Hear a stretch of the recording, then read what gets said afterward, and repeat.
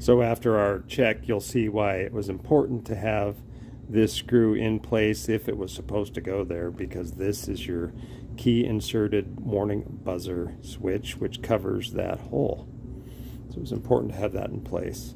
So now we're going to put the turn signal plate into proper position, and that particular portion goes right there.